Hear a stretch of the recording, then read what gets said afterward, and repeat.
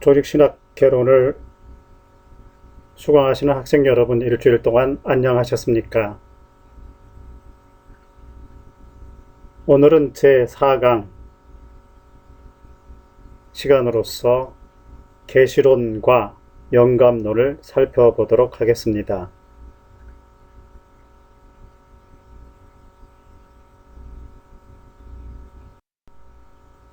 먼저 계시론을 살펴보지요. 계시론을 왜 다루어야 하는가? 조직신학 수업으로서 본격적인 강의가 시작이 됐는데요.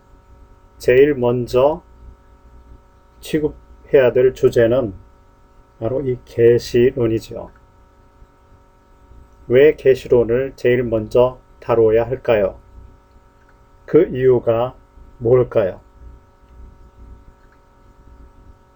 첫째로, 신학적 인식의 외적 근거가 계시이기 때문입니다. 신학은 학문이면서 그 학문성이라고 하는 것은 방법이다. 그렇게 말씀을 드렸었죠. 그 방법은 어떤 대상이 있어야 되고 그 대상에 대한 관찰, 연구가 있어야 되는 것이죠. 그래야만 인식이 발생할 수 있고 그 인식을 종합해가지고 구조물을 만들 때 그게 이제 학문이 되는 거죠. 그래서 이 신학을 하기 위한 신학의 인식의 근거, 그것도 외적인 근거, 어떤 객관적인 근거, 이런 게 있어야 되는데 그 외적 근거가 계시이기 때문입니다. 두 번째로, 조직신학의 출발점은 the starting point는 계시이며 인간의 이성은 2차적이기 때문입니다. 인간의 이성은 신학의 내용을 만들어내서는 안 되고 만들어낼 수 없는 것이죠. 그 신학의 내용은 나 이외, 신학자 이외, 신학 바깥에서 와야 하는 것이죠. 그래서 조직신학이 출발하려면 인식의 근거가 있어야 되는데 그것이 바로 그 출발이 계시로부터 출발할 수 있기 때문입니다. 신학의 내용을 계시에서 얻을 수 있기 때문이죠.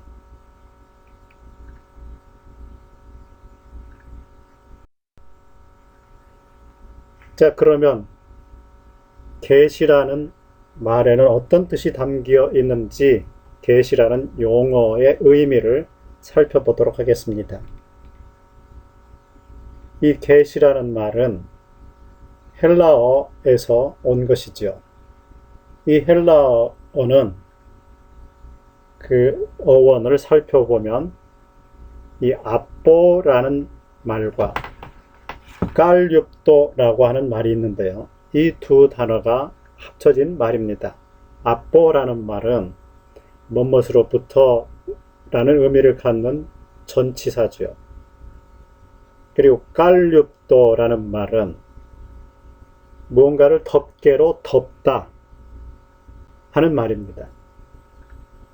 덮어서 보이지 않게, 드러나지 않게 한다, 이런 뜻이죠. 자, 이 두 단어가 합쳐져서 아포칼립토라고 하는 동사가 형성이 되었습니다. 그래서 이 두 단어가 합쳐져서 복합어가 됐는데 이 아포칼립토라는 말은 덮개로 덮는 것이 아니라 벗긴다, 뭐뭐로부터 덮개를 벗겨내다, 이런 뜻을 가지고 있습니다. 이 아포칼립토라고 하는 동사에서 아포칼립시스라고 하는 명사가 파생이 되었습니다. 이 아포칼립시스라는 말은 무엇을 드러낸다, 드러냄이라고 하는 명사죠. 드러내다, 드러냄. 덮개를 벗기니까 그 안에 있던 것이 드러나지는 거죠. 그래서 이 아포칼립시스라는 말은 무언가를 드러내는 것, 이런 뜻입니다. 이 계시라고 하는 것은 하나님께서 자기 자신을 감추어졌던 자기 자신, 하나님 자신을 자기 스스로 감춰져 있던 것을 덮개를 벗기듯이 벗겨서 자기 자신을 드러내시는 것, 이것이 바로 계시라고 하는 말의 뜻입니다.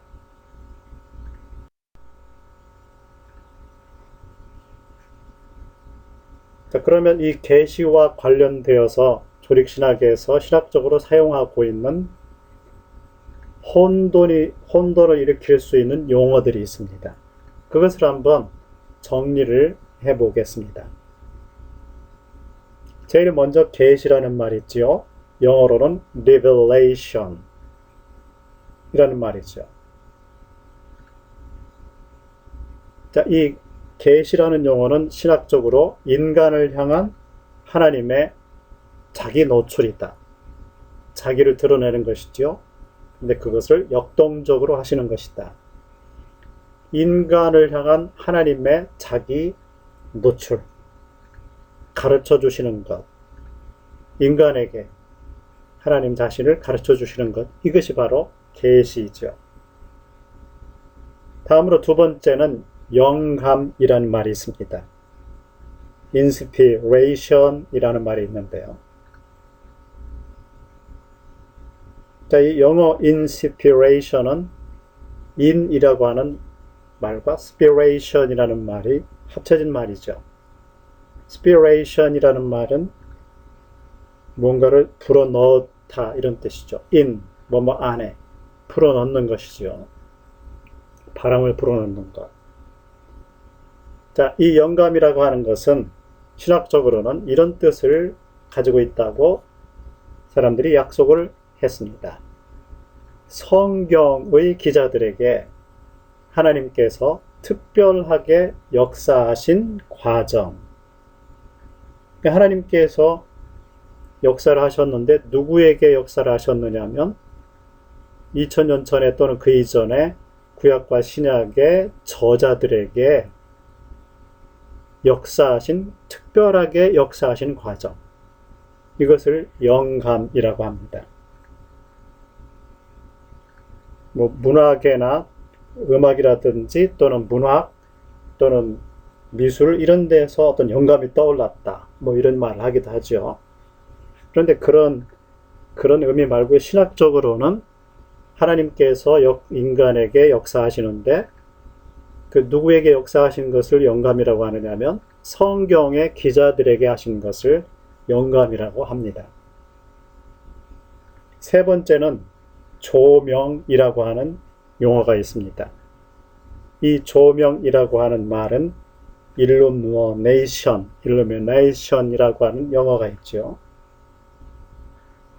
이거 이제 빛이라는 뜻이죠. 빛을 비추어준다 이런 뜻입니다.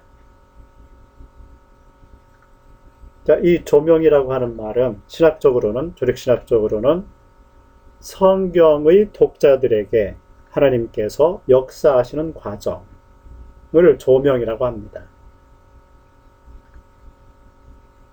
영감이라고 하는 말은 하나님께서 성경의 기자들에게 역사하신 특별한 과정을 말하는 거고, 조명이라고 하는 것은 그 기록된 성경을 읽는 독자들에게 하나님께서 역사하시는 과정이라고 그렇게 정의를 하고 있습니다.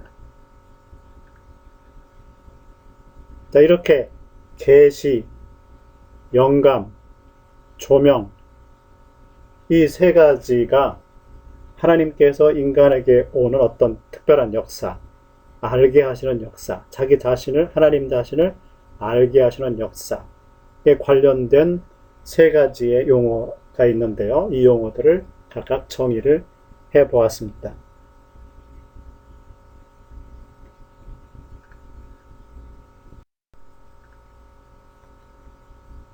자, 그러면은 이 계시, 하나님께서 자기 자신을 인간에게 특별하게 노출시키시는 이 계시의 종류를 살펴보도록 하겠습니다. 이 계시에는 크게 두 가지가 있습니다. 첫 번째는 일반 계시이지요. 두 번째는 특별 계시입니다. 일반 계시라고 하는 말의 영어는 General Revelation이고요. 특별 계시는 Special Revelation 이렇게 일컫습니다.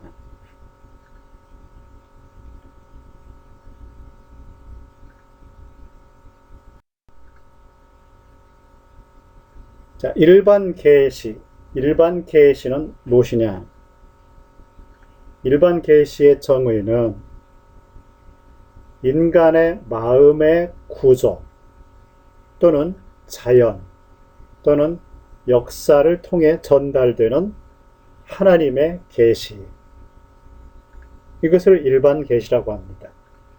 하나님께서 자기 자신을 인간에게 계시하는데요. 그런데 어떤 통로를 통해서, 어떤 매개체를 통해서 하나님께서 자기 자신을 전달하느냐 하면, 노출하느냐 하면 인간의 마음의 구조, 특별한 인간이 아니라 모든 인간을 말하는 것이죠. 또 자연, 특별한 자연이 아니라 모든 자연을 통해서, 또 역사, 특별한 역사가 아니라 모든 역사를 통해서 전달을 하시는 하나님의 자기 계시, 자기를 드러내심, 자기를 알려주심, 이것을 일반 계시라고 합니다. 그러니까 이 일반이라고 하는 말에는 어떤 특수한 상황이나 특수한 사람 또는 특수한 시기, 시대, 시간, 공간, 특수한 공간 뭐 이런데 특수한 어떤 형태의 매체를 통해서 하나님께서 인간에게 자기 자신을 가르치는 것이 아니라 일반적인 보편적인 모든 시대, 모든 장소, 모든 계층, 모든 사람들에게 자기 자신을 그런 어떤 일반적인 통로를 통해서 자기 자신을 가르쳐 주실 때 그것을 일반 계시라고 부릅니다. 그러면 일반 계시의 근거는 무엇이냐?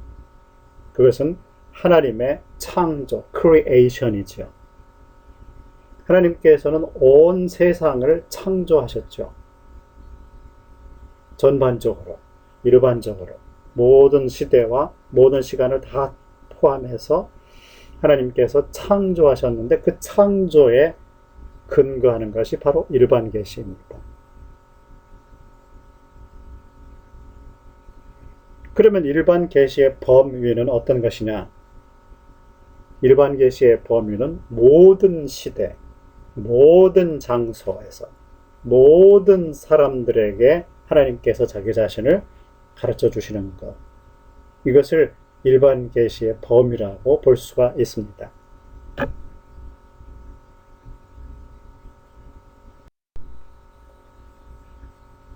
좀 더 좁혀서 그러면 일반 계시의 통로를 살펴보죠. 일반 계시의 통로를 크게 두 가지로 나눌 수가 있겠습니다. 하나는 외적 통로, 하나는 내적 통로. 인간 바깥에 있는 일반 계시의 통로를 외적 통로라고 할 수 있겠습니다. 일반 계시의 외적 통로의 첫 번째 통로는 자연입니다. 이 자연, 여기에 대한 근거가 될 수 있는 성경 구절들은 시편 19편 1절을 보면은요, 하늘이 하나님의 영광을 선포하고 궁창이 그의 손으로 하신 일을 나타내는도다. 하늘과 궁창, 이게 같은 말이죠. 이 하샤마엔, 이 하늘이 무언가를 나타낸대요. 하나님의 영광을 선포하고 나타내고, 그리고 그분께서 손으로 하신 일을 나타내신다. 그 창조의 역사를 이 자연이, 하늘이 보여주고 있다는 것이죠. 그래서 하늘을 보면 하나님을 알 수 있다. 모든 사람들이 모든 시대, 모든 장소에서 이 하늘을 보았을 때 하늘에서 하나님의 어떤 부분들을, 하나님을 그 영광과 하신 일을 볼 수 있다, 알 수 있다 하는 것이죠. 그래서 하나님께서는 자기의 피조물, 창조물인 하늘을 통해 자기 자신을 드러내고 계시다. 그 일반 계시의 통로가 된다는 것이죠. 또 로마서 1장 20절에서 사도 바울은 창세로부터 그의 보이지 아니하는 것들, 곧 그의 영원하신 능력과 신성이 그 만드신 만물에 분명히 보여 알게 되나니 그러므로 저희가 핑계치 못할지니라. 사람들이 하나님이 없다 하는 사람들이 있는데요. 그런데 또 사람들, 일반 사람들, 하나님을 인정하지 않는 사람들조차도 그 만물을 관찰하다 보면, 만물을 이렇게 보다 보면은 그 만물에서 하나님의 능력과 신성을 볼 수 있다는 것이죠. 보게 된다는 것입니다. 보지 못하는 사람이 있을 수가 없다 하는 것이죠. 창세 이후로 하나님께서 창조하신 피조물들, 그 피조물들, 자연들을 보다 보면 그 만물 가운데서 하나님의 능력과 신성이 보인다. 하나님께서 그 만물을 통해 자신의 능력과 신성을 가르쳐주고 계시다. 보여주고 계시다. 드러내고 계시다고 하는 거죠.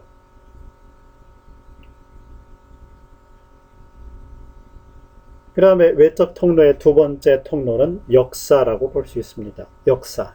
이 역사라는 말은 시간과 공간이 합쳐져서 시간과 공간 속에서 하나님과 인간이 또는 영적 존재들이 어떤 관계를 갖게 되고, 그래서 그 관계 속에서 그 어떤 사건들이 일어나죠. 자, 이 역사 가운데에서 역사를 통해 또 하나님께서 자기 자신을 가르쳐주고 계시죠. 역사를 통해 배우지 못하면 미래가 없다, 이런 말도 있지 않습니까? 그 역사, 인간의 역사를 통해서 하나님께서 자기 자신을 계시하고 계시다. 자, 이 역사라고 하면 우리가 이제 흔히 구원사 또는 보편사 이런 말을 하죠. 구원사라는 말은 특별히 하나님께서 창조하신 이후에 아브라함을 택하시고, 많은 사람들 가운데서 아브라함을 택하시고 그 가계를 통해, 이스라엘을 통해 그 아브라함의 자손 가운데서 예수 그리스도가 탄생하게 하심으로써 인간을 구원하시는 그 역사, 그 구원사라고 하죠. 그리고 그 아브라함 택한 이후에 다른, 택함을 받지 못했던 다른 사람들의 역사, 그 역사를 보편사라고 이렇게 얘기를 하죠. 전체 역사. 그래서 이 구원사와 보편사를 어떤 사람은 구원사를 통해서만 계시가 있다 고 얘기했고, 어떤 사람들은 아니다, 인간의 역사를 보다 보면은 하나님께서 그 하나님의 의도를, 하나님의 어떤 작정을, 하나님의 뜻을 그 역사를 통해서 알 수 있다. 흔히 말하는 대로 역사를 통해, 역사 속에서 선이 악을 이겼다, 이런 얘기 있잖아요. 그러니까 이 보편사, 인류의 어떤 모든 역사를 통해서도 하나님께서 자기 자신을 계시하고 계시다. 자, 이렇게 주장하는 사람들이 있습니다. 그래서 이 구원사와 보편사를 통괄해서, 종합해서 포괄적으로 통전적으로 역사를 통해서 하나님께서 모든 시대와 모든 장소와 모든 사람들에게 자기 자신을 계시하고 계시다. 어떤 사건 속에서, 사건들 속에서.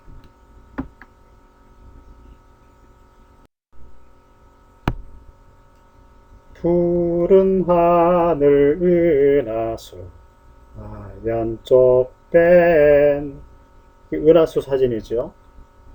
이 밤하늘에 수없이 별이 점점에 박혀있는 별들, 이 별들을 바라다 보면은 저게 그냥 우연히 생겼을까 하는 그 의문이 생기죠. 의문이 생길 수밖에 없죠. 이건 인간이 만든 게 아니다. 자연이 그냥 자기 스스로 저렇게 생길 수 있을까? 이렇게 이렇게 보다 보면은 어떤 신적인 존재를 생각하게 되지요. 어떤 경외감, 이런 게 생기고요.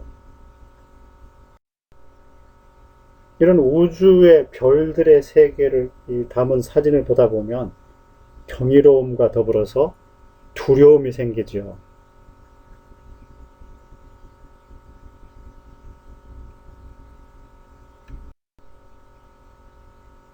자, 이거를 인간이 만들지 않았지 않습니까? 누군가가 이 우주를 통해서, 연구를 통해서, 이 우주 관찰을 통해서 어떤 존재가 이것을 만들고 유지하는 존재가 있지 않을까, 있을 것 같다. 있다. 그런 생각을 하게 되죠. 이 아름다운 자연을 자기 스스로 만들지 않았다. 이걸 통해서 하나님의 그 영광과 솜씨를 생각할 수 있게 되죠.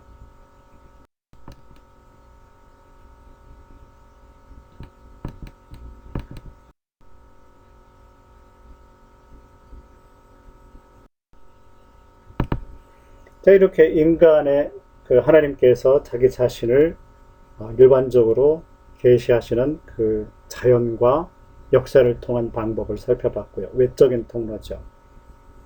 자, 근데 하나님께서 일반 계시를 사람들에게 주시는데 내적인 통로도 있죠.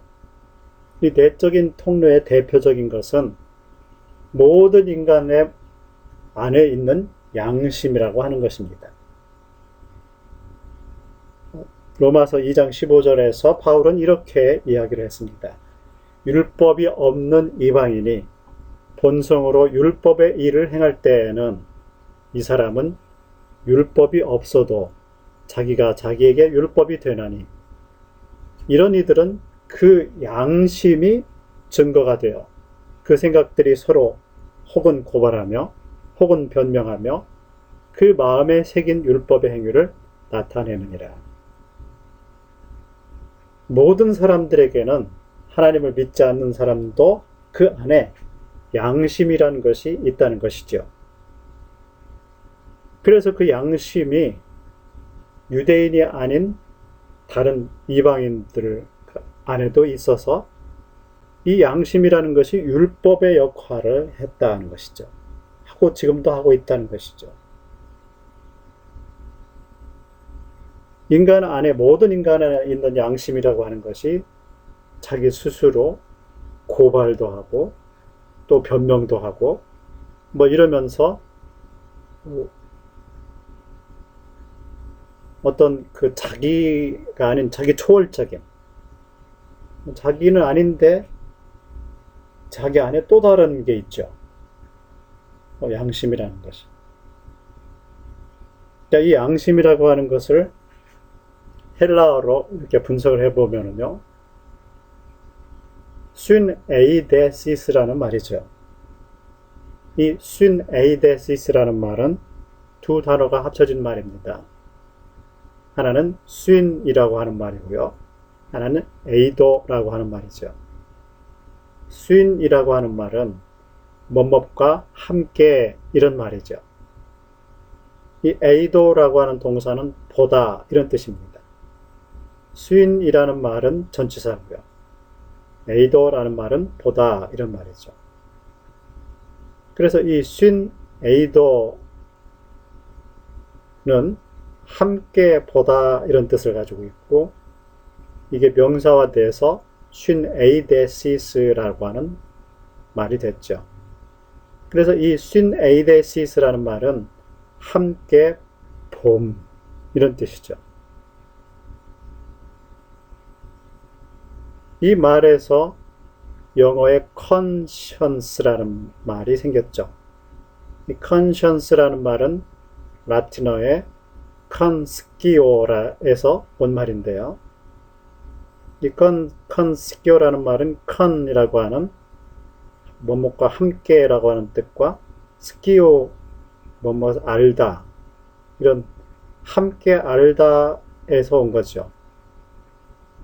자, 이 conscio라고 하는 라틴어는 바로 이 쉰에이데시스라고 하는 쉰에이도라고 하는 헬라어에서 왔다고 볼 수가 있죠. 헬라어에서는 쉰에이도 함께 보다 이런 말에서 라틴어의 conscio 함께 알다 보면은 알게 되니까요. 쉰 함께 알다 이런 말이 됐고 영어 conscience 함께 알다라는 말이 된 것이죠. 자, 이 양심이라는 말은 우리 한문으로 하면 좋은 마음 이런 말이 되겠지만, 그러나 이 conscience라든지 쉰 에이데시스라고 이렇게 보면은 조금 더 설명이 쉽게 되죠. 이 양심이라고 하는 것은 뭐 선한 것 이런 것보다도 사람 안에 또 다른 내가 함께 본다 이런 말이죠. 내가 무언가를 생각하고 뭔가를 행하는데 나와 똑같이 보고 알고 있는 자가 있다는 거죠. 내가 아무도 보지 않는 곳에서 무언가를 할 때, 또는 다른 사람들과 함께 있어도 내 안에서 뭔가를 다른 사람들이 내 안을 볼 수가 없으니까요. 내 생각을 볼 수 없으니까요. 내가 생각하고 있는 거, 내가 행한 거, 이것을 다른 사람들은 모르는데 나하고 함께 알고 있는 존재가 내 안에 있다는 거죠. 이거 참. 그러니까 그 존재를 속일 수 없다는 거죠. 나와 함께 보고 나와 함께 알고 있는 존재가 내 안에 있다. 그래서 그 나와 함께 본 그것이 너 그렇게 그때 무슨 생각했잖아. 너 무슨 일을 했잖아. 이렇게 했잖아. 이렇게 그 고발도 하고 또 변명도 하고 막 이런다는 거죠. 이 함께 보고 함께 알고 있는 존재가 내 안에 있다. 그러니까 내가 내 그 양심을 속일 수가 없는 거죠. 나와 함께 있기 때문에, 나와 함께 보고 있기 때문에. 자, 이 양심이라고 하는 것은 하나님을 생각하게 한다는 거죠. 하나님께서 심어 넣으신 거죠. 인간의 마음 안에. 유대인들에게 율법을 주신 그 모세를 통해서 시내산에서 어떤 10계명을 주신 것처럼 그 모든 인간에게 그 마음, 그 안에, 인간 안에 그 양심이라는 것을 함께 보고 함께 알 수 있는 것을 딱 장착을 해 놓으신 거죠. 자, 그걸 통해서 하나님께서는 너를 알고 너를 보고 있는 내가 있다. 나 신이 있다. 하나님이 계시다. 내가 있다. 하는 것을 그 양심을 통해서 계시해주고 알게 하시고 계시다는 것이죠.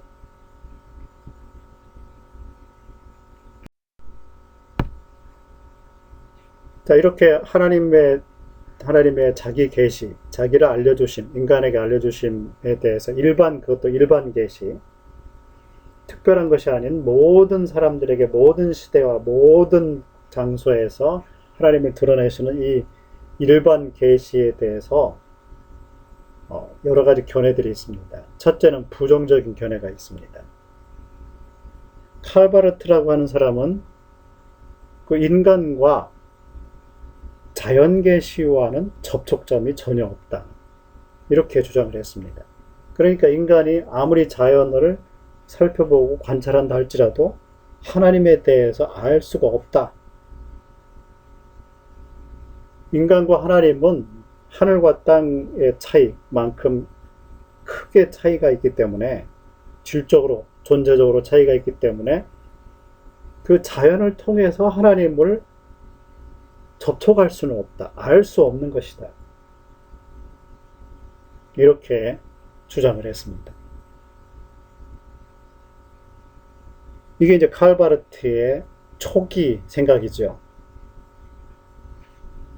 두 번째로 이 무신론자들은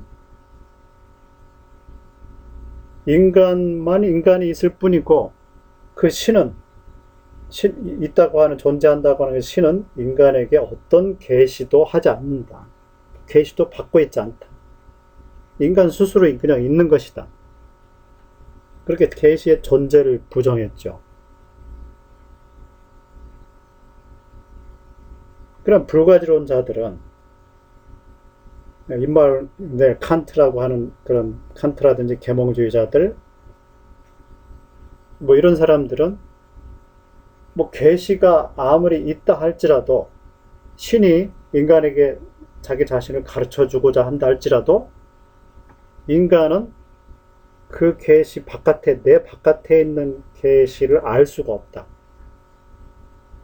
왜냐하면 순수 인성이라고 하는 것은 자기 육체가 만든 감각기관이 만들어낸 그 정보만 알 수 있다고 보았기 때문에, 인간의 바깥에, 외부 감각 바깥에서 어떤 계시가 들어오는 것을 수용할 수 없는 것이다. 알 수가 없는 것이다. 분간이 안 된다는 거죠. 자기 스스로 감각이 만들어낸 정보인지 아니면 바깥에서 들어온 정보인지 그거를 분간할 수 있는 능력은 순수 인성에는 없다. 그거를 바깥에서 오는 것을 알 수가 없다. 불가지론이죠. 그래서 이 일반 계시에 대해서 칼바르트는 하나님께서 인간에게 계속 계시를 실제로 하시고 계시지만, 그러나 자연을 매개체해서는 인간이 하나님의 계시를 받을 수 없다. 무신론자들은 아예 계시 자체가 없다. 신이 없는데 어떻게 계시를 하느냐 하는 거고요. 불가지론자는 비록 신이 있다 할지라도 인간은 그 계시가 온다 할지라도 그걸 알 수가 없는, 분별할 수가 없다. 이런 이제 주장을 하고 있습니다. 반면에 이 일반 계시에 대해서 긍정하는 사람들이 있죠. 먼저 아퀴나스라고 하는 사람은 신학 역사에서 살펴보았던 것처럼 하나님을 알 수 있는 방법 두 가지 중에 한 가지, 인간이 자연을 관찰하다 보면 그 자연에서 하나님에 대해서 알 수 있다. 그래서 이 일반 계시를 인정했죠. 일반 계시라고 하는 것은 특별 계시와는 차이가 있다 하는 걸 인정을 하죠. 그래서 이 일반 계시는 특별 계시를 준비한 것이다 하는 것이다. 이런 생각을 했었습니다. 그리고 이 존 칼빈이라고 하는 분은 인간의 본능 속에, 모든 인간 안에, 하나님을 믿는 사람이든 믿지 않는 사람이든 인간의 본능 속에 종교의 씨앗이라고 하는 것이 존재하고 있다. 그래서 세계 속에 일반 계시가 존재한다. 이렇게 이제 주장을 했습니다.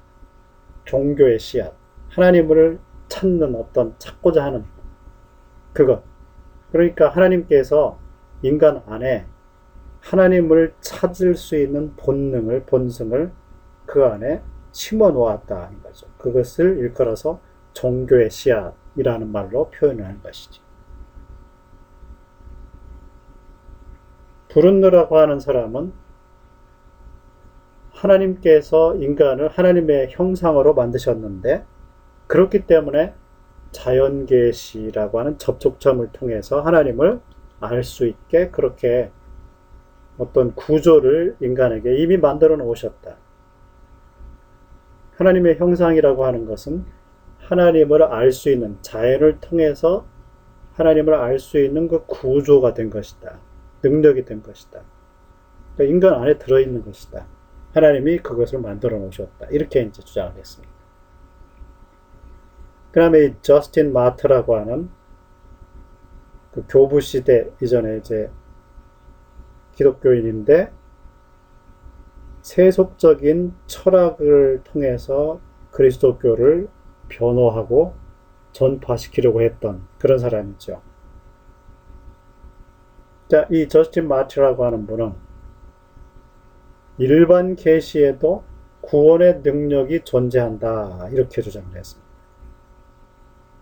일반 계시에도 구원의 능력이 있다. 그러니까 모든 시대, 모든 인간, 모든 장소에서 하나님이 계시하신 그분을 길을 통해서도 구원받을 수 있다. 이렇게 주장했죠. 이건 좀 극단이죠.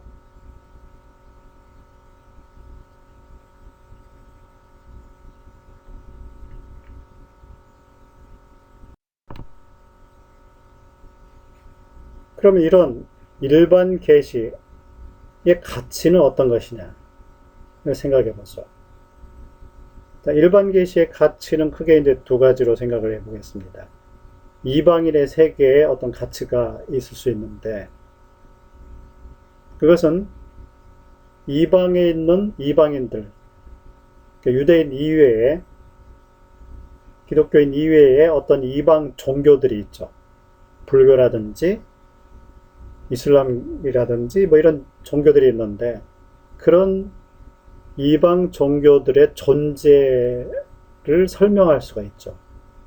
하나님이 모든 시대와 모든 장소와 모든 사람들에게 자기 자신을 가르쳐주고 계시기 때문에 자연을 통해서, 역사를 통해서 이렇게 가르쳐주시고 계시기 때문에 그걸 통해서 그 하나님 신을 알아가려고 노력을 했고, 그런 가운데 종교들이 발생한 것이다. 이렇게 설명할 수 있다는 거죠.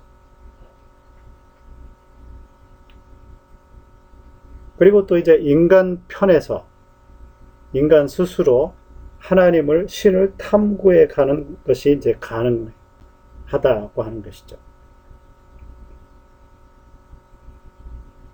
그리고 본성으로 율법의 일을 수행하고 있다는 것. 이것을 이제 가르쳐 주고요.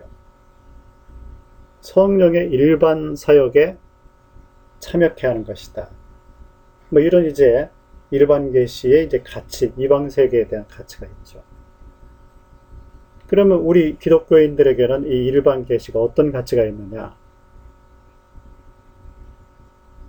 특별 계시의 유효성에 기초를 제공해 줍니다.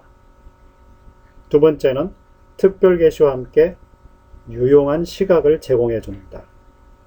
세 번째는 선교적 변론의 접촉점을 제공한다. 이게 제일 큰 거죠. 그러니까 이 일반 계시를 통해서 하나님께서 특별 계시를 통해 주시는 것을 긍정하게 만드는 거죠. 봐, 자연을 봐라. 하나님을, 이 신을 알 수가 있지 않느냐, 어느 정도. 그 하나님께서 일반 계시를 통해, 자연 계시를 통해 자기 자신을 계시하신 분이 특별하게 2000년 전에 성경을 통해서 또는 그리스도를 통해서 특별하게 계시하셨다. 그래서 이 특별 계시의 유효성에 기초를 주는 거죠. 기초가 되는 거죠. 그리고 선교할 때, 전도할 때 그 선교의 전도의 접촉점이 될 수도 있습니다.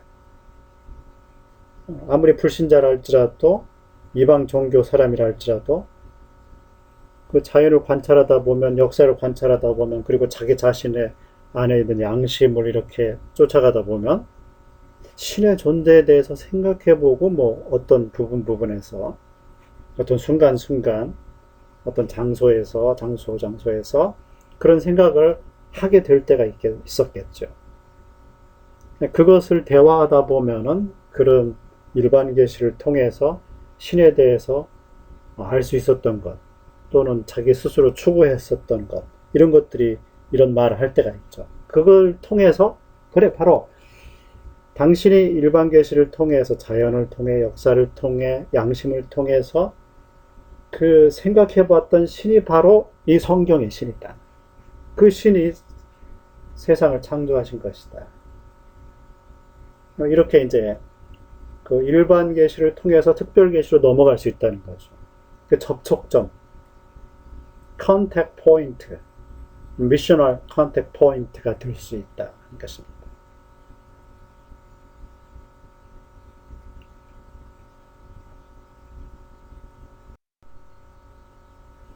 자, 그러나 이런 유용성에도 불구하고 일반 계시에는 불충분성이 있다. 불충분하다.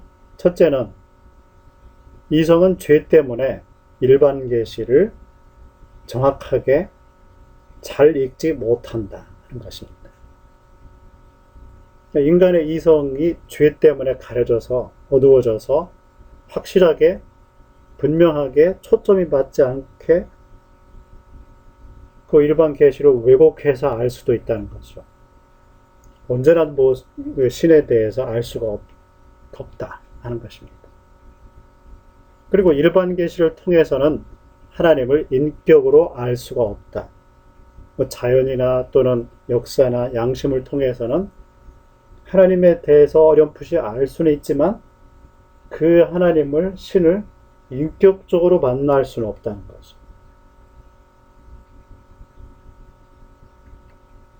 그리고 세 번째는 일반 계시를 통해서는 예수 그리스도를 통한 구원에 대해서 알 수가 없다. 일반 세속 역사나 또는 자연을 관찰하고 양심을 아무리 관찰해 보십시오.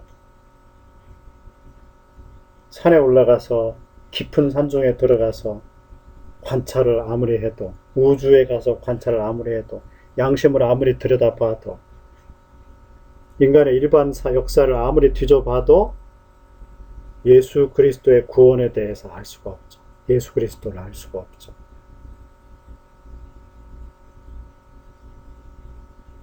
네 번째는 일반 계시를 통해서는 성령을 통한 계시에 대해서 알 수가 없다. 성령이 특별하게 내리는 계시들을 알 수가 없죠. 그래서 일반 계시는 불충분하다 하는 것입니다.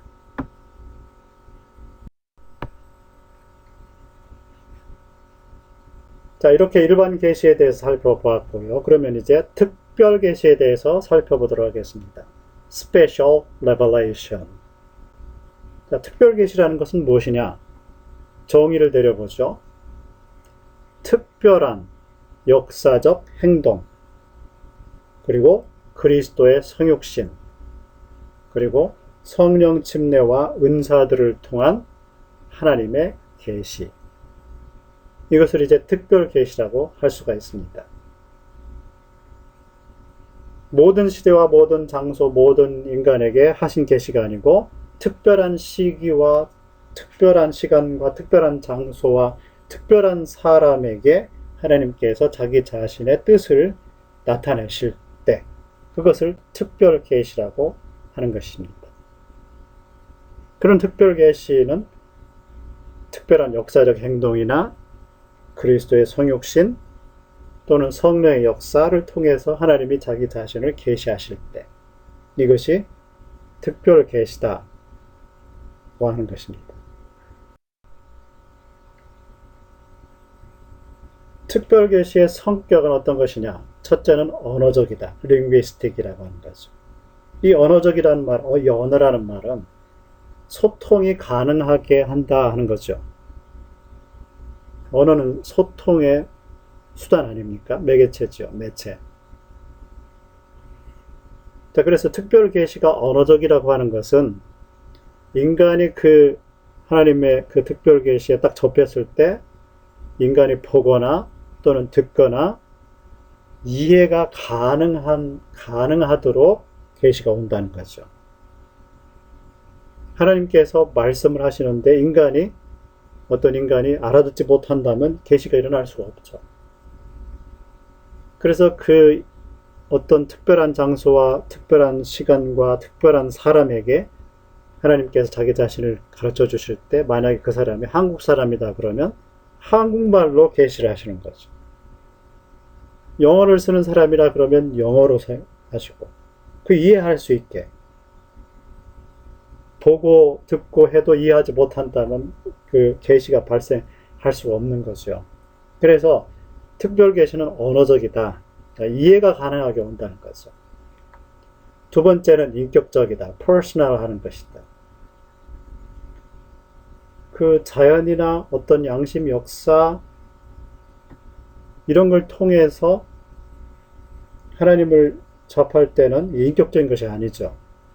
그런데 이 특별 계시는 하나님과 인간이 직접 이렇게 맞부딪히기 때문에 만나기 때문에 인격적인 그런 성격을 가지고 있는 거죠. 하나님과 그 인간의 인격적인 관계, 만남을 통해서 계시가 이루어지는 것. 이게 특별 계시라는 거죠. 그 다음에 역사적이다.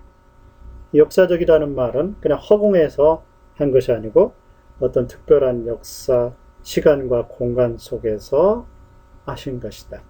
이게 이제 특별 계시죠. 시간 속에서, 공간 속에서 하셨다는 것입니다. 그 다음 네 번째는 점진적인 성격을 갖는다. 이 progressive. 이 점진적이라는 말은 처음에 시작은 희미했지만 불분명했지만 나중에 시간이 흘러갈수록 더 점점 더 명확해지는 이런 점진성을 갖는다는 거죠. 특별 계시가 구약에서부터 신약으로 교회 성령 시대로 오면서 그 계시가 더 분명해지고 있다고 하는 거죠. 이런 언어성, 인격성, 역사성, 점진성 이것이 이제 특별 계시의 성격이라고 볼 수 있겠습니다. 자, 그러면 특별 계시의 방법은 어떤 것이냐? 하나님이 특별하게 자기 자신을 마주치게 하시는 것. 그 방법은 바로 역사죠. 먼저 어떤 사람이 이제 역사 안에서 하나님께서 계시를 하신다. 또 어떤 사람은 역사를 통해서 계시하신다. 또 어떤 사람은 역사로서 하나님 이 특별 역사는 역사 전체가 특별 계시다 이렇게 이제 주장하는 사람. 어떤 사람들은 하나님께서 역사에 개입하심으로 특별 계시를 하시고 계시다. 이렇게 이제 생각하는 사람들이 있습니다. 두 번째는 신현, theophany라고 하는 말이죠. theo라는 말은 신이라는 뜻이고요. phany는 나타내다 이런 뜻이죠. 예, theophany. 하나님께서 자기 자신을 나타내시는 것. 이게 이제 신현이죠. 자, 이 신현의 방법을 통해 신현을 통해서 특별 계시를 하십니다. 예를 들자면 불타는 가시덤불. 모세가 광야에서 40년 동안 목동 생활을 하고 있었는데 시내산 어떤 산에 불이 붙어 있는 걸 보게 되고 그 불이 이상해서 찾아가다가 그 불 속에서 말씀하시는 가시덤불에서 말씀하시는 하나님을 만나게 되죠. 정확하게는 천사를 만난 것이지만 주의 사자. 이렇게 불타는 가시덤불을 통해서 하나님께서 모세를 만나셨죠. 또는 불과 연기.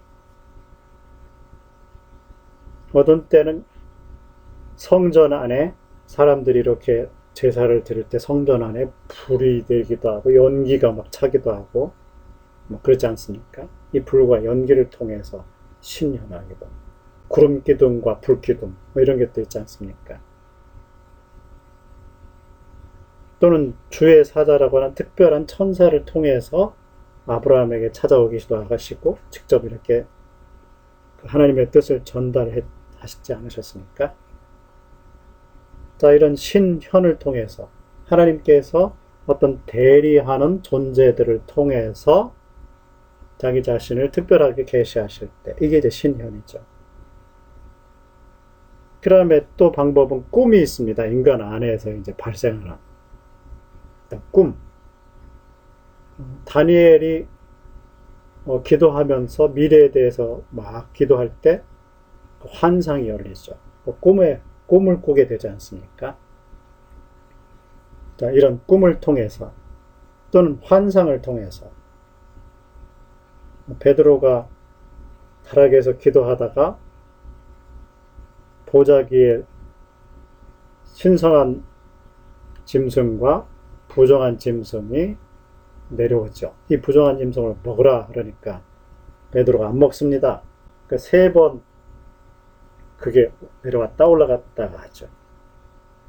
그러면서 이방인인 고넬료의 집 사람들이 베드로가 있는 그 집의 문을 두드리게 되죠.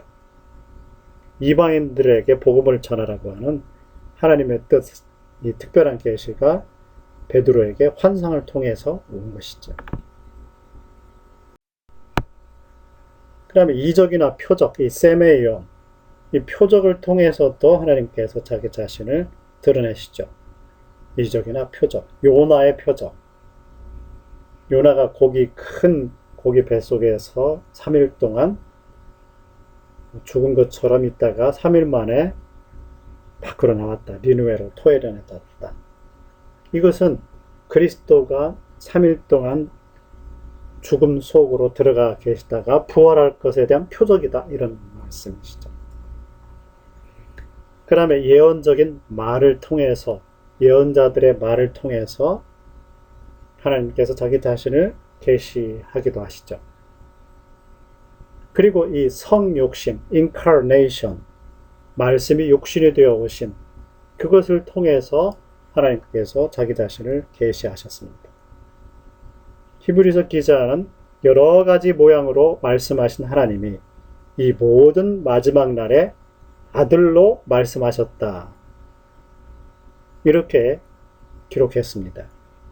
구약시대에 여러 가지 모양으로 하나님께서 여러 가지 장소에 여러 가지 방법을 통해서 특별하게 자기 자신을 계시하셨는데 이 모든 마지막 날에 아들을 통해서 말씀하셨다.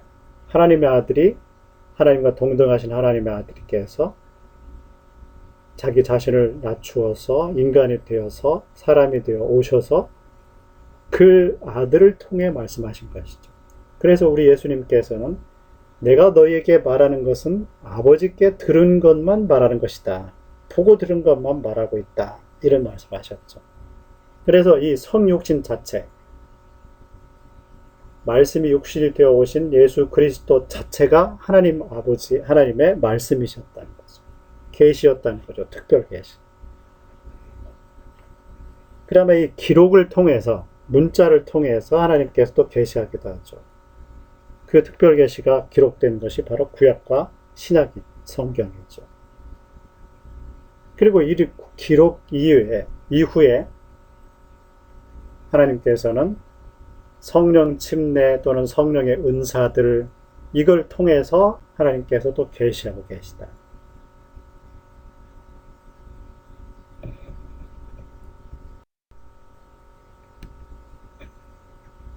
자, 그러면 이 특별 계시와 성경과에는 어떤 관계가 있느냐를 살펴보죠. 자, 교부 신학자들은 성경은 곧 특별 계시다 이렇게 생각을 했었죠. 그런데 이제 중세로 오면은 이 성경에다가 또 다른 특별 계시를 첨가했는데요. 그것은 교황의 구술 계시. 교황 무호설도 나왔지 않습니까? 그래서 교황이 말하는 것은 곧 하나님이 말씀하시는 거나 동등하다. 그래서 특별 계시는 성경과 더하기 교황의 말. 이것이 중세 때 이 특별 계시의 두 가지의 특별 계시가 된 거죠. 그러다가 종교 개혁자들에 오면은 특별 계시는 성경만이다. 성경이 곧 특별 계시다고 하는 것을 다시 회복했고요. 계몽주의 신학자들은 성경은 특별 계시가 아니고 인간의 작품이다. 이렇게 이제 주장을 했고요. 개혁 신학자들은 성경은 특별 계시다. 이렇게 이제 루터라든지 칼빈의 성경은 특별 계시라고 하는 것을 받아들였죠. 그런데 개혁 신학자들은 뭘 거기다가 더 주장하느냐면 성경은 특별 계시인데 이 특별 계시가 성경으로 종결되었다 이렇게 주장했습니다. 그러니까 교황의 말이라든지 다른 사람들의 말 또는 성령을 통해서 오늘날 오는 특별 계시는 없다. 성경만이 특별 계시는 성경으로 끝났다. 그 이후에는 특별 계시는 이제 없다. 이렇게 주장을 하는 거죠. 자, 신정통신학, 칼바르트가 주장하는 신정통신학이라든지 또는 신복음주의자들은 성부만이 계시자이시고 성경을 실존적으로 만날 때만 특별 계시가 된다. 그러니까 성경은 곧 특별 계시가 아니고 성경을 아무리 읽더라도 특별 계시를 받지 못할 수 있다는 거죠. 성경을 읽다가 그 성경을 읽는 과정에서 실존적으로 하나님을 만날 때만 특별 계시가 되는 것이다. 그러니까 성경이 곧 하나님의 말씀이냐? 아니다. 성경을 통해서 하나님을 만날 때 비로소 그 성경이 특별 계시가 되는 것이다. 이렇게 이제 주장하는 거죠. 그런데 이제 오순절 신학에서는 어떻게 주장해야 되느냐? 성경은 특별 계시의 부분이다. 이렇게 이제 봐야 되는 것입니다. 그러면 성경 더하기 교황의 구술 계시를 주장했던 중세 신학과 똑같은 거 아니냐? 그건 아니죠. 성경이라고 하는 것은 특별 계시의 부분이다. 오늘날에도 성경에 기록되지 않은 다른 특별 계시가 오고 있다. 이렇게 이제 주장할 수가 있습니다. 성경 계시 더하기 성령 계시. 이렇게 이제 특별 계시를 둘로 오늘날에도 성경 이외에 성령께서 신자들에게 주시는 특별한 계시들이 있을 수 있다고 하는 것이죠. 그래서 성경은 특별 계시의 주요 부분이고 계시의 기준이고 이지만 그러나 종결은 아니다. 이렇게 이제 주장할 수가 있습니다.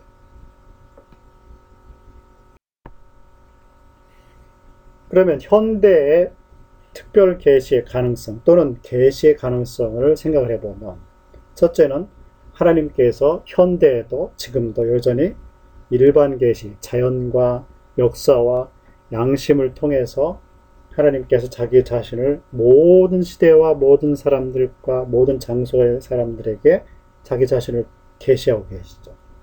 또 두 번째, 특별 계시를 통해서 또 현대에도 계시를 하고 계시죠. 성경을 통해서도 계시하고 계시고요. 그리고 성령을 통해서도 계시하고 계시다. 자, 오늘날 현대 특별 계시를 이렇게 이제 나눠보면요. 기록 계시와 비기록 계시가 있을 수 있다. 또는 성경 계시와 성령 계시가 있다. 또는 신론적, 기독론적 계시와 성령론적 계시가 있다. 이것을 다른 말로 주 계시와 종속 계시로 말할 수 있다. 또 다른 말로 하면 공적 계시와 사적 계시로 나눌 수 있다.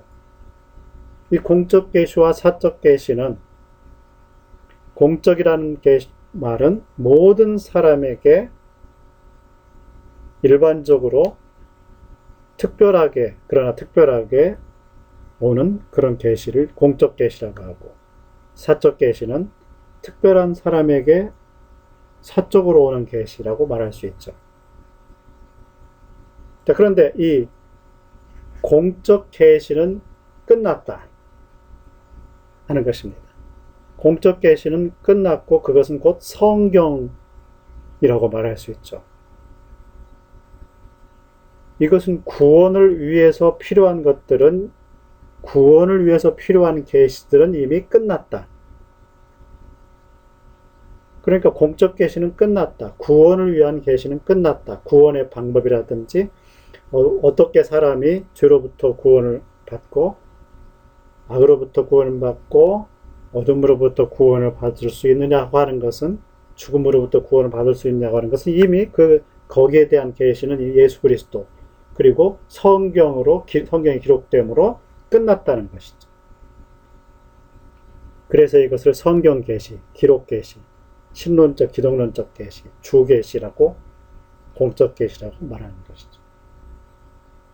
오늘날에 특별 계시 받았다면서 내가 그리스도다, 나를 믿어야 구원받을 수 있다, 우리 교회에 속해야 구원받을 수 있다, 하나님으로부터 계시를 받았는데 나를 따라야 구원을 받는다, 이렇게 특별 계시 받았다고 주장하는 사람이 있다면 그건 잘못된 것이다. 왜? 구원에 관한 계시는 이미 끝났기 때문에, 2000년 전에 이미 끝났다는 거죠. 성경에 기록되므로 끝났다. 그래서 인간이 구원받으려면은 성경을 읽어야 된다. 성경이 말하고 있는 것을 따라가야 된다. 그래서 구원을 위한 특별 계시는 이미 끝나버렸다. 더 이상 오지 않는다 하는 거죠. 그러나 그 구원받은 신앙인들이, 구원받은 그리스도인들이 생활에 필요한 하나님의 특별한 계시, 어떤 특정한 장소, 특정한 시대, 특정한 사람이 특정한 문제를 가지고 고민하고 기도하고 하나님의 뜻을 알고자 하고 싶을 때, 이때 또 하나님께서 어떤 특별한 사람에게 특정한 장소에서 특정한 시간에 자기의 뜻을 알리고 싶을 때, 그때 발생하는 특별한 계시, 이것은 지금도 계속되고 있다는 거죠. 그래서 이것을 비기록 계시, 성령 계시, 또 성령론적 계시, 종속 계시, 사적 계시다, 뭐 이렇게 이름을 붙일 수가 있습니다.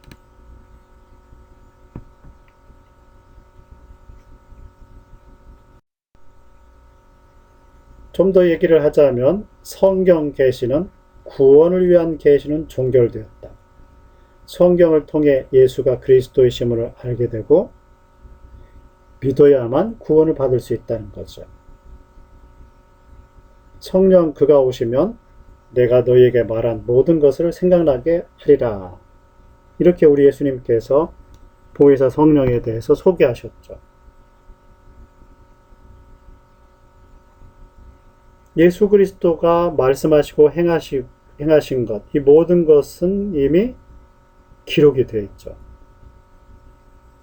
그래서 성령께서 우리에게, 그 성경을 읽는 사람들에게 조명해 주실 때 그 성경을 통해서 아, 예수는 그리스도이시구나 하는 걸 알게 되고, 내가 죄인인데 어떻게 구원받을 수 있느냐? 예수님을 그리스도로 영접해야 된다. 그분의 피가 내 죄악을 사하셨음을, 덮으셨음을 인정해야 된다. 그런 믿음을 가질 때 구원받을 수 있는 거죠. 이런 구원을 위한 계시는 이미 성경에 다 기록되어 있다. 구원을 위한 계시는 더 이상 이제 오지 않는다. 종결되었다 하는 거죠. 그러나 성령 계시는, 생활을 위한 계시는 지속되고 있다.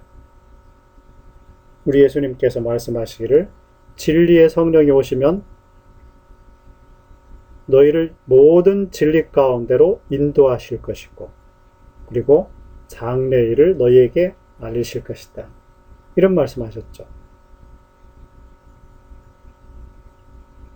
그러니까 과거에 일어났던 종결된 것을 성령께서 생각나게 하실 뿐만 아니라 지금 현재 진리 가운데로 인도하시고 미래에 일어날 일들을 가르쳐 주실 것이다. 그러니까 현재, 지금 신앙인들이 현재 살아가고 있는 이 삶 속에서 진리 가운데로 인도한다는 것은 하나님의 뜻, 하나님께서 원하시는 것이 이건지 저건지 분간하지 못할 때 그 진리, 하나님의 뜻 가운데로 신앙인들이 살아갈 수 있도록, 걸을 수 있도록 계시하고 계시다는 거죠. 누가요? 성령께서. 그리고 장래일을 너에게 가르쳐 줘서, 미리 발생할 것을 가르쳐 주셔서 대비하게 하시고 그쪽 방향으로 삶을 살게 하시고 그렇게 하시는 것이죠. 그러니까 이것은 현재에도 생활을 위한, 신앙 생활을 위한 계시죠. 이것은 지금도 계속되고 있다는 거죠.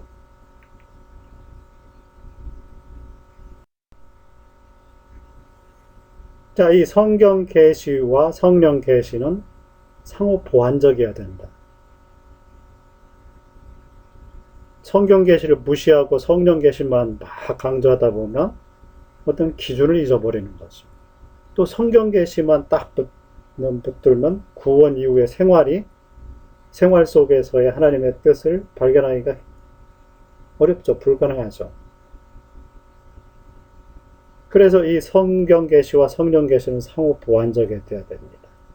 구원사는 이미 하나님께서 인간이 변경할 수 없게 이끄셨고 발생시키셨죠. 이 구속사. 그리고 개개인이 그 구속사 가운데서 이루어가고 있는 이 개인사에 성경 계시와 성령 계시가 서로 보완해야만 이것이 가능하다 하는 거죠. 그리고 성령 계시와 사적 계시는 그러나 분별이 필요하다. discernment가 필요하죠. 왜요? 성경 계시와 부합한가?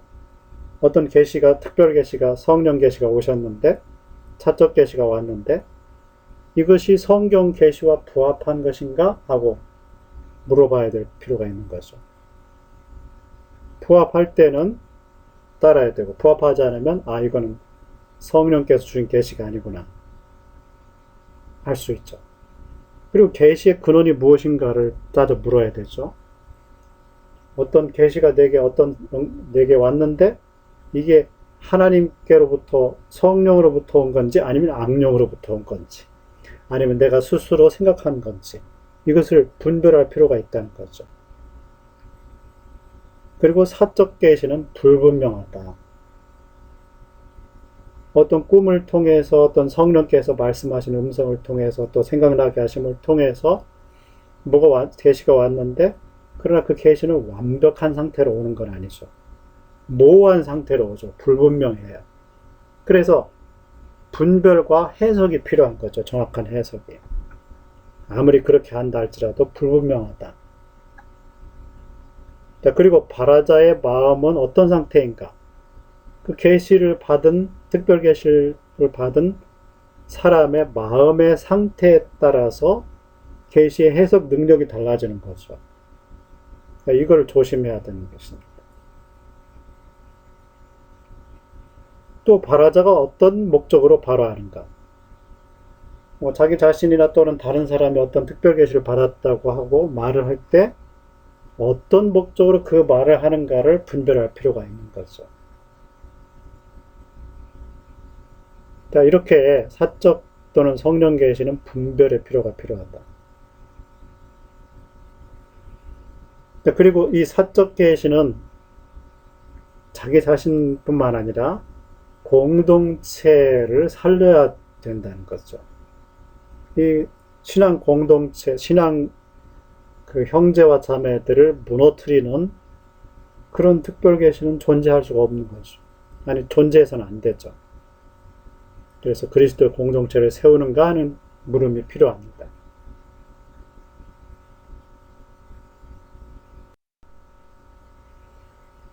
자, 이렇게 이제 계시론에 대해서 살펴보았습니다. 자, 그러면 이제 특별 계시인 성경, 이 특별 계시인 이 성경에 대해서 여러 가지를 생각할 수가 있겠는데요. 성경론이 될 수 있죠. 비블리올로지가 이제 될 수 있는데, 이 성경론 가운데 다 다루지는 못하고 성경의 영감론을 살펴보도록 하겠습니다. 우리가 조직신학을 하든지 신학을 하려면 성경을 연구하고 해석해서 하는 거죠. 그러면 이 성경을 어떻게 이해해야 되느냐, 성경 자체를 어떻게 봐야 하느냐, 이게 중요하죠. 그래서 이 성경 영감론은 중요합니다. 앞서서도 계시, 또 영감, 조명, 이런 신학적인 용어들을 우리가 이제 정의를 해봤는데요. 자, 그러면 이 영감의 정의를 또 한번 생각해 보면, 성경에서 말하는 이 성경의 영감성, 이걸 한번 살펴보죠. 첫째는 실론적인 영감에 관한 글이 있습니다. 바울은 디모데 후서에서 모든 성경은 하나님의 감동으로 된 것이다, 이렇게 말씀하셨죠. 이 하나님의 감동이라는 말은 테오 뿌뉴스토스라고 하는 헬라어를 번역한 말이죠. 이 테오 뿌뉴스토스라는 말은 테오스라고 하는 말과 부네오라는 두 단어가 합쳐진 말이죠. 이 테오스는 하나님이란 뜻이고요. 부네오라는 말은 바람을 불어넣다, 이런 말이죠. 그래서 이 테오스 부네오는 하나님께서 바람을 불어넣으셨다, 이런 말이죠. 그러니까 하나님께서 성경의 기자들에게 뭔가를 이렇게 불어넣으셔서 기록하는 것이 성경이라는 것입니다. 그래서 이렇게 실론적인 영감서를 말씀하셨고요. 또 성경에 대한 성령론적 영감설에 대한 글도 있습니다.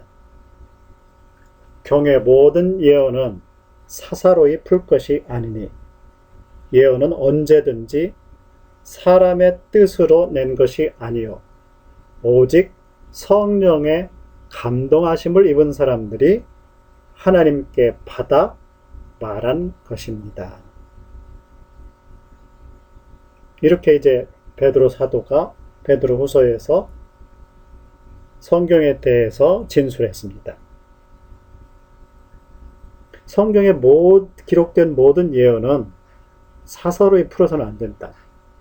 왜냐하면 그것은 사람이 저자가 사람의 뜻으로 쓴 것이 아니기 때문이다.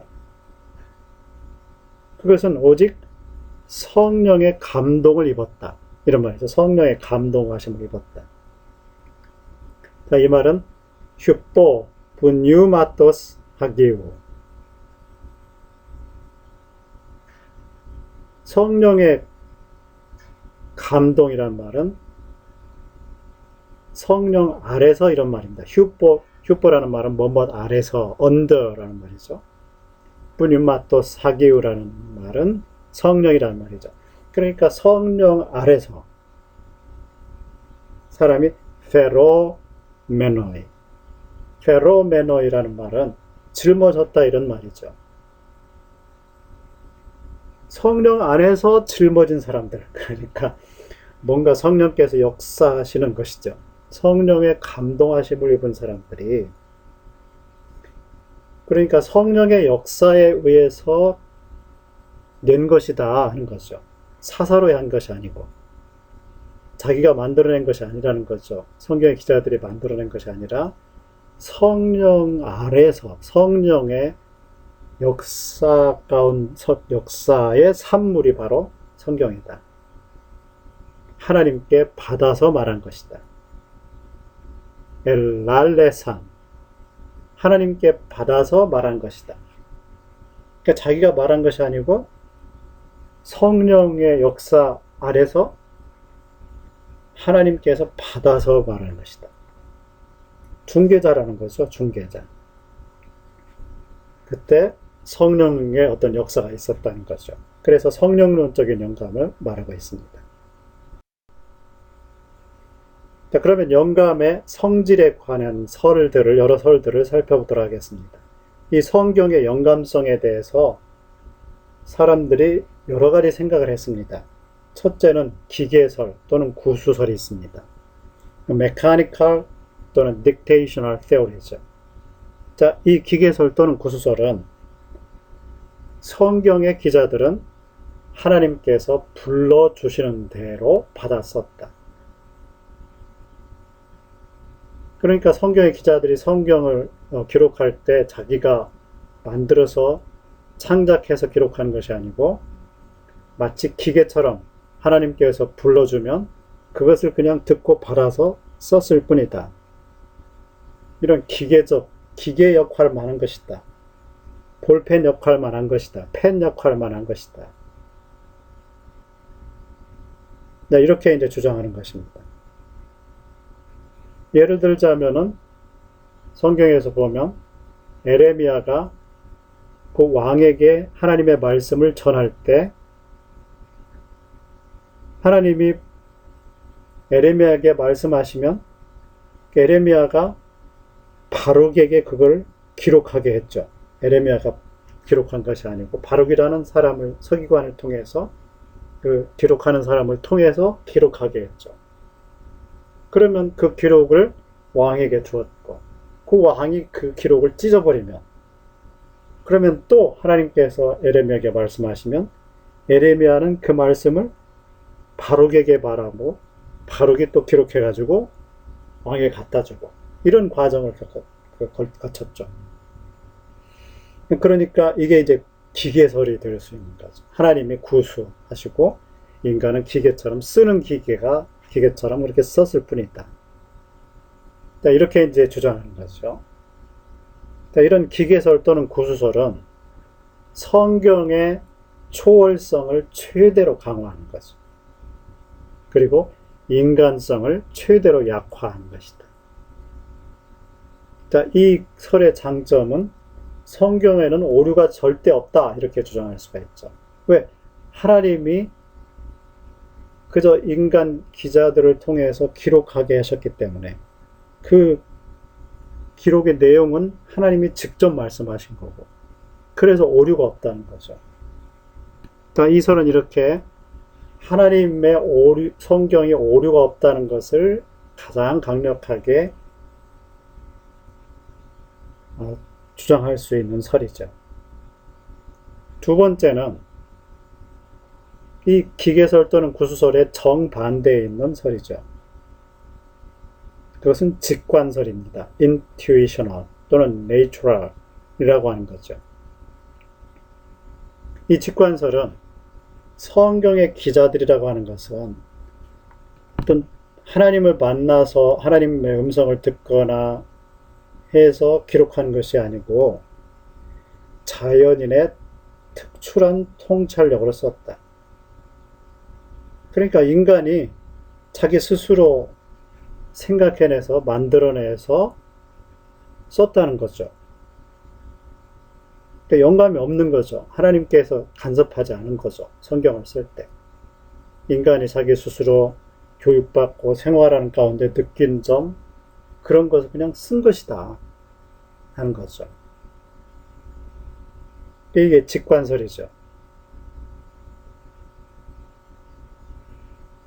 이 설은 성경의 초월성을 최대로 약화시키고 반대로 성경의 인간성을 최대로 강화하죠. 그렇기 때문에 인간이 자기 스스로 생각해내서 자료를 찾아보고 해서 쓴 것이기 때문에 이 성경에는 오류가 있다 이렇게 주장하는 것입니다. 성경에 잘못된 부분들이 잘못된 정보들이 있다는 것입니다. 세 번째는 조명설이 있습니다. 이 조명설은 성경의 기자들이라고 하는 것은 하나님께서 역사하는 것을 조금 경험을 하긴 했다. 그런데 그것은 일반 신자들이 받는 신적 조명보다 조금 더 강한 조명을 받았을 뿐이다. 하나님께서 조금 역사하셨다는 거죠. 그래서 이 저자의 영감을 집중하는 거죠. 저자에게만 조금 영감을 줬는데, 그런데 그 영감을 받았긴 하지만 그 영감이 인간 자연인을 통해서 기록으로 변할 때는 그 인간이 그냥 쓴 것이다. 그러니까 조금 신적 조명을 받긴 받았는데, 피해를 받긴 받았는데, 성경을 기록한 그 기록의 결과는 인간이 스스로 그냥 쓴 것이나 거의 다를 바 없이 써졌다는 거죠. 어떤 방향성이라든지 이런 것들은 뭐 이렇게 조명을 좀 받았긴 했겠지만, 그러나 그 조명을 받긴 했지만은 전체를 다 알 수 있게 이렇게 조명받은 게 아니기 때문에 인간 스스로 생각하고 그 교육 정도나 이런 거를 사용해서, 자료들을 사용해서 인간이 그냥 쓴 것이다. 그랬기 때문에 성경에도 오류가 있다. 또 이렇게 주장했습니다. 네 번째 설이 있는데요. 역동설 또는 동력설이 있습니다. 이 설은 잘 봐야 됩니다. 이 dynamical theory인데요. 이 설은 자칫하면 옳은 것처럼 느껴질 수가 있습니다. 자, 이 역동설 또는 동력설은 성경의 기자들은 하나님의 특별한 영감을 받았다. 이거 인정해요. 그러나 인간의 이지에 맞게 썼다. 합리적으로 썼다는 거죠.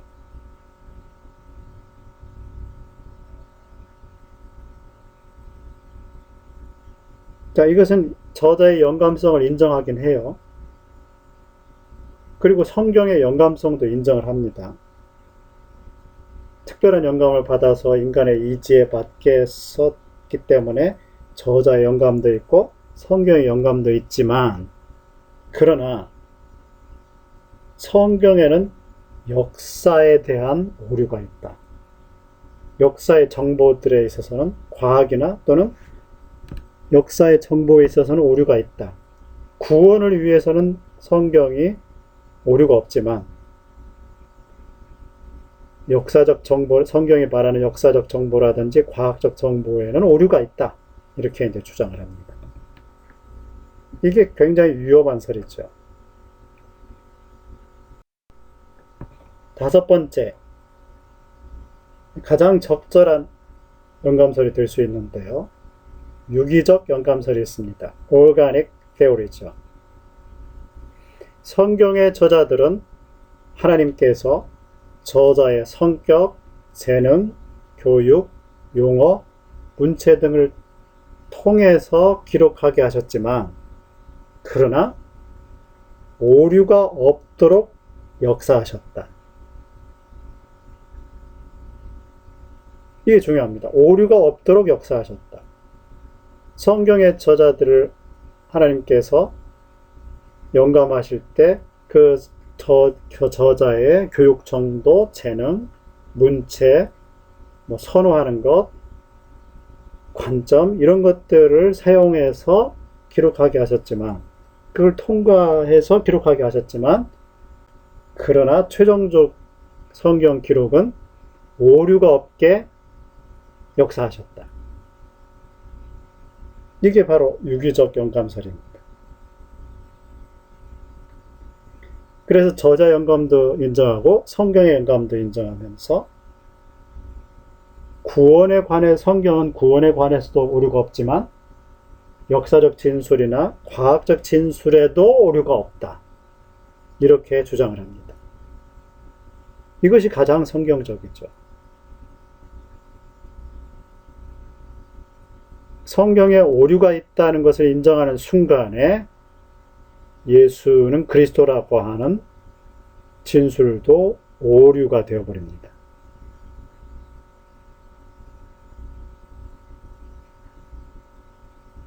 그래서 이 유기적 영감설은 비록 하나님께서 저자들의 교육 정도나 어떤 문체 이런 것을 통해서 성경을 기록하게 하셨지만 오류가 없게 하셨다. 이게 중요합니다. 과학적으로도 역사적으로 오류가 없다 하는 거죠.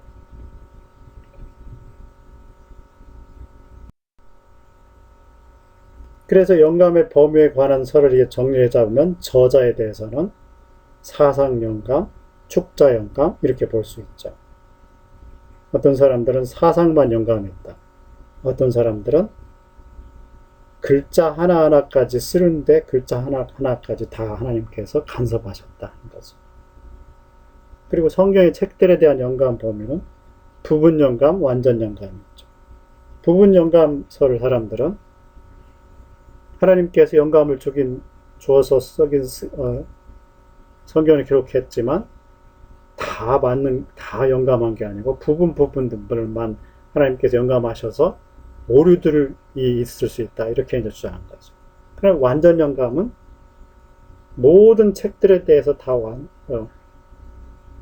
영감을 하셨기 때문에 오류가 없다. 이렇게 주장하시죠.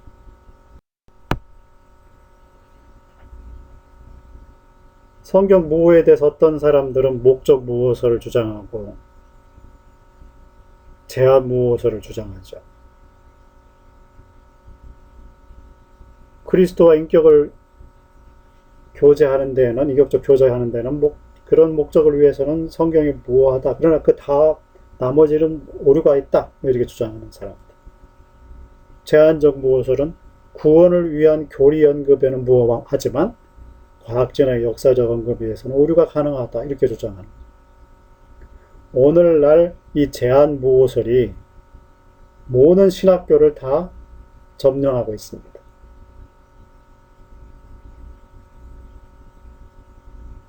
이 제한 무호설에 빠지면 안 됩니다. 그럼 뭐냐? 완전 무호설, 절대 무호설로 가야 됩니다. 완전 무호설은 우리 눈의 관찰에 의한 과학적 역사적 기록은 오류인 것 같으나 본질적으로 정확하다. 조금 더 말하면 과학이나 과학이라고 하는 것도 이 시대에 따라서 이게 변하죠. 뉴턴의 과학, 아인슈타인의 과학이 같은 과학이라는 이름을 쓰지만 패러다임이 바뀌었죠. 뉴턴의 물리학을 우주 공간에 대입하면 안 맞죠. 우주 공간에서도 아인슈타인의 그런 이론을 대입하면 맞는 것도 있지만 그 아인슈타인의 이론을 어떤 우주의 특별한 상황에다 대입시키면 맞지 않을 수도 있다는 것입니다. 블랙홀이라든지 이런 쪽에는. 또 시대가 지나면은 비과학적이라고 했던 것이 과학이 되는 수가 있습니다. 그러니까 이 과학적이 아니라고 했을 때는 어떤 패러다임에 의한 것이냐 이걸 물어야 되는 것이죠. 이 과학적이나 역사적으로 오류가 있다고 하는 것들이 나중에는 다 오류가 아닌 것으로 판명될 수 있다는 거죠. 예를 들면 역사적 기록에 있어서도 다윗의 가문이라는 말이 있죠. 학자들이 한때 이 다윗 가문이라고 하는 것은 이게 허구다고 주장을 했었습니다. 그러나 다윗가가 새겨진 그런 토판이라든지 이런 것들이 발견됐습니다. 후에 유물이 발견이 됐죠. 도장 찍힌 게 발견이 됐습니다. 다윗의 가문이라는 게. 그걸 통해서 이 다윗의 가문이 실제로 존재했구나 유물로서 확인이 됐죠. 이렇게 과학적으로 역사적으로 성경이 오류가 있다고 이렇게 주장하는 것은 그게 오히려 오류라는 거죠. 그래서 오류인 것 같으나 본질적으로 정확하다. 또 절대 무호설, absolute inerrancy. 성경은 구원을 위한 교리 언급에도 무호하지만 과학적 역사적 언급에도 또 오류가 없다. 그렇게 하나님께서 성경의 기자들을 영감하셨다. 역사하셨다는 것입니다. 오류가 없게. 그래서 성경의 영감은 그 성질에 있어서 유기적이며 그 저자의 범위에 있어서 축자적이며 성경의 책들에 있어서 완전하며 그 무호성에 있어서 절대적이다. 오류가 전혀 없다는 거죠. 역사나 과학에 대한 진술에 있어도. 구약과 신약 원본과 사본에 해당한다. 그래서 유기적, 완전, 축자, 절대 무호설이다. 무호하다는 것입니다. 표로 정리해 보면 이렇게 될 수가 있겠습니다.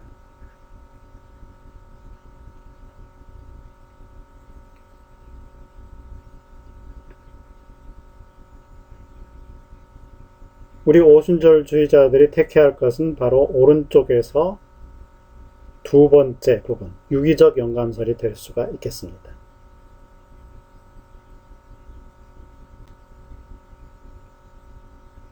그리고 그 노란 선을 기준으로 해서 왼쪽 편에, 그러니까 왼쪽에 세 번째 있는 역동 동력설, 이것이 가장 위험한 설입니다.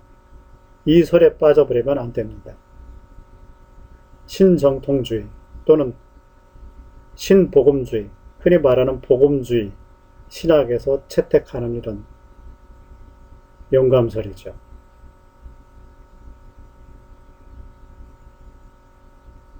이 노란선을 기준으로 왼편의 설들은 칸트의 순수 이성에 의한 역사 비평을 수용하는 그런 설들입니다. 그리고 오른편의 두 가지 설, 유기적 영감설과 기계적 영감설은 역사 비평을 거부하죠.